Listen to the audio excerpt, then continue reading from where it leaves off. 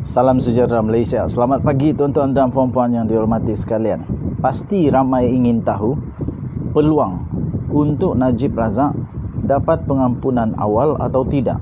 Nampaknya setelah semakin hari semakin saya belajar, nampaknya sebenarnya Najib Razak tidak ada peluang, hampir mustahil untuk dia mendapat pengampunan serta-merta. Tuan-tuan dan puan-puan yang dihormati sekalian, berikut ialah prosedur di dalam pengampunan di Malaysia dikongsikan oleh bekas Peguam Negara Malaysia Tommy Thomas. Okey tuan-tuan dan puan-puan, di Malaysia kini pengampunan untuk Najib tidak sah sekarang, kata bekas Peguam Negara ini. Dalam bahagian keempat dan terakhir untuk temu bual eksklusif bersama James Chai dan P. Gunasegaram, bekas Peguam Negara Malaysia iaitu Tommy Thomas yang memulakan pertuduhan undang-undang terhadap bekas Perdana Menteri iaitu Najib Razak dan yang lain membicarakan topik kompleks iaitu tentang pengampunan. Malaysia kini bertanya kepada bekas Peguam Negara ini, katanya, kita beralih kepada isu pengampunan secara sah. Apakah proses untuk pengampunan dalam kes Najib? Kemudian Tommy Thomas menjawab, saya gembira anda bertanya. Terdapat begitu banyak maklumat yang salah. Pertama, anda mesti ingat pengampunan di Malaysia dinyatakan dalam perkara 42 Perlembagaan Persekutuan dan adalah berbahaya untuk membandingkannya dengan negara yang lain kerana ia adalah mekanisme yang Malaysia yang unik. Terdapat lembaga pengampunan di semua negeri yang dipengerusikan oleh Raja-Raja Melayu. Kita hanya perlu fokus kepada wilayah persekutuan kerana mahkamah yang berkaitan adalah Mahkamah Jalan Duta. Jadi lembaga pengampunan wilayah persekutuan dipengerusikan oleh Seri Paduka Baginda yang di-Pertuan Agong dan Menteri Wilayah Persekutuan adalah ahlinya. Begitu juga AG dan 3 atau 4 anggota masyarakat sivil. Jadi pada asasnya setiap mereka yang telah dibicarakan di Mahkamah Kuala Lumpur berada di bawah Lembaga Pengampunan Kuala Lumpur. Terdapat kira-kira 50,000 banduan di penjara pada ketika ini, banduan yang telah disabitkan kesalahan. Kesemua 50,000 banduan ini berhak memohon pengampunan di bawah perkara 42 Perlembagaan Persekutuan itu. Terdapat masalah yang praktikal, iaitu kerana jika 50,000 memohon serentak, lembaga pengampunan akan runtuh. Mereka tidak dapat menampung sebegitu banyak. Jadi terdapat proses yang dibina dan diikuti selama beberapa dekad sejak merdeka. Pada asasnya, anda perlu menjalani 1/3 daripada hukuman penjara sebelum memohon. 1/3 daripada hukuman penjara sebelum memohon. Makna kata dalam kes Najib, secara asasnya, dia perlu dipenjara sekurang-kurangnya 4 tahun. Malaysia kini bertanya seperti yang dikehendaki mengikut perlembagaan. Kemudian bekas Peguam Negara ini menjawab, saya fikir ia lebih kepada konvensyen. Jika tidak, akan terdapat terlalu banyak permohonan. Ia hanya praktikal. Setiap banduan hendaklah dilayan sama rata. Lembaga pengampunan wilayah persekutuan bermesyuarat 3 atau 4 kali setahun secara tradisinya. Setiap kali mereka bermesyuarat, mereka mempertimbangkan kira-kira 10 permohonan. Jadi katakan pada setiap tahun mereka mempunyai 50 permohonan oleh 50 banduan. Jadi masalah pertama ialah bagaimana anda menjadi salah seorang daripada 50 itu. Anda tidak boleh melompat giliran. Anda ada masa menunggu. Jika Najib perlu menunggu giliran, jika tidak, jadi Najib perlu menunggu giliran. Jika tidak, anda tidak adil kepada banduan yang lain yang telah menunggu selama bertahun-tahun sebelum mengemukakan permohonan mereka. Mari kita pertimbangkan seterusnya apa yang berlaku apabila lembaga pengampunan bermesyuarat. Keseluruhan idea pengampunan adalah bahawa banduan mesti menunjukkan bukti. Oleh itu anda perlu menjalani hukuman penjara selama 3 atau 4 tahun untuk menunjukkan bahawa anda telah berubah. Anda perlu membuka lembaran baru dan tidak akan terlibat dengan jenayah lagi.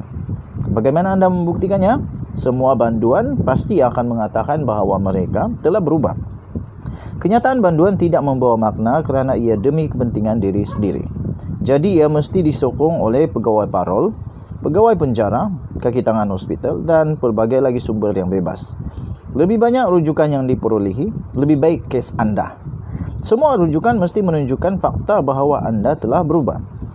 Kemudian kriteria yang ketiga ialah jika anda seorang banduan dan memohon, anda tidak boleh mempunyai kes jenayah lain. Dalam kes Najib pula, dia mempunyai 4 lagi kes yang belum selesai. 2 daripadanya semakin hampir pada penghujungnya. Perbicaraan pindah laporan audit 1MDB hampir selesai. Dan kes pendakwaan Tenor kini pada separuh jalan. 2 lagi belum bermula, iaitu kes pengubahan wang haram SRC 27 juta ringgit dan kes pecah amanah IPIC sebanyak 6.6 juta. Dalam semua kes ini, pihak pendakwaan mempunyai kes yang sangat kuat. Saya jangkakan dia akan diminta untuk membela diri. Saya juga jangkakan Najib akan dapati bersalah. Jadi anda tidak boleh layan pengampunan untuk kesalahan nombor 1 sedangkan anda mempunyai 4 lagi kes yang belum selesai. Jadi tidak mungkin dari segi undang-undang untuk dia mengemukakan permohonannya sekarang. Cuma tidak boleh dari sisi undang-undang. Malah mengemukakan permohonan pada masa ini juga sebenarnya tidak layak. Malaysia kini bertanya, kemungkinan lain yang difikirkan UMNO adalah mendapatkan semakan keputusan Mahkamah Persekutuan. Secara amnya kemungkinan ini berjaya agak tipis. Namun kami tertanya-tanya tentang apa kemungkinan untuk ini. Tommy Thomas menjawab, kerana muktamad dalam litigasi, rayuan mesti berakhir di mahkamah yang tertinggi di Malaysia, ialah Mahkamah Persekutuan. Rayuan tamat di situ. Begitu juga di Mahkamah Agung di England, Mahkamah Agung di India dan sebagainya. Sedikit perubahan berlaku kerana kes pimpinan rempasan kuasa tentera Chile iaitu Augusto Pinochet 25 tahun lalu apabila Lord Hoffman dituduh berat sebelah kerana isterinya adalah anggota Amnesty International. Jadi apa yang dikenali sebagai pengecualian Pinochet membenarkan mahkamah terakhir menyemak rayuan keputusan mahkamah itu sendiri, begitulah ia bermula. Dan kebanyakan mahkamah tertinggi mengikut Pinochet. Tetapi mereka mengekalkan ruang semakan yang sangat sempit. Ia mestilah atas alasan yang benar-benar luar biasa. Malaysia menerima pengecualian Pinochet kira-kira 15 tahun yang lalu. Jadi ramai peguam yang memohon. Dan saya rasa jika terdapat 100 permohonan semakan di Malaysia dalam tempoh 15 tahun di bawah peraturan 137, saya akan katakan 99% daripada kes telah ditolak. Jadi ia benar-benar salah satu hak kertas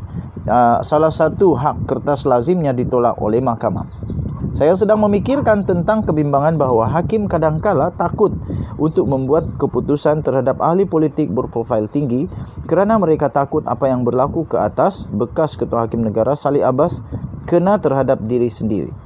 Apabila sesuatu seperti sabitan SRC berlaku, pada pendapat anda sejauh manakah ini akan menggalakkan hakim-hakim lain untuk melakukan perkara yang sama?